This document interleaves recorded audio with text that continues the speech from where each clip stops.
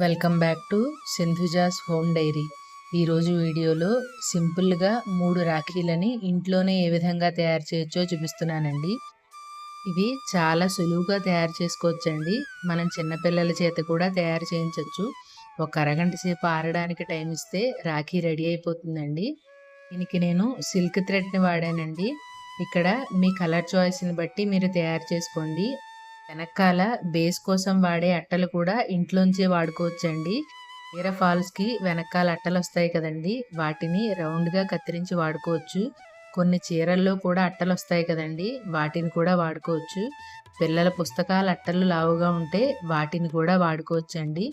ఇక్కడ నేను మీకు ప్రాసెస్ ఏం ఎక్స్ప్లెయిన్ చేయట్లేదండి, మీకు చూస్తే అర్థమవుతుంది అని ఐడియాస్ మాత్రం షేర్ చేస్తున్నాను. ఇప్పుడు మీ దగ్గర కుందన్స్ కానీ స్టోన్స్ కానీ ఏవి అవైలబుల్గా లేకపోతే మనకి శుభలేఖల మీద వినాయకుడి బొమ్మలు, స్వస్తికులు వస్తాయి కదండి, వాటిని కూడా వీటి మీద అతికించుకుని రాఖీలను తయారు చేయొచ్చండి. అలాగే బీడ్స్ని కూడా వాడి మనం రాఖీలను తయారు చేయొచ్చండి.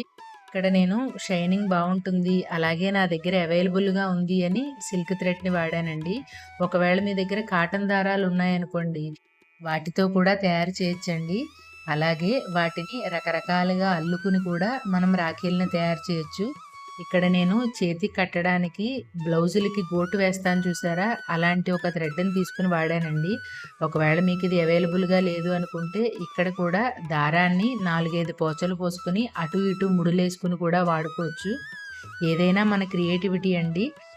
ఇక్కడ నేను మీకు ఇంకొక 2 ఐడియాలని షేర్ చేశానండి.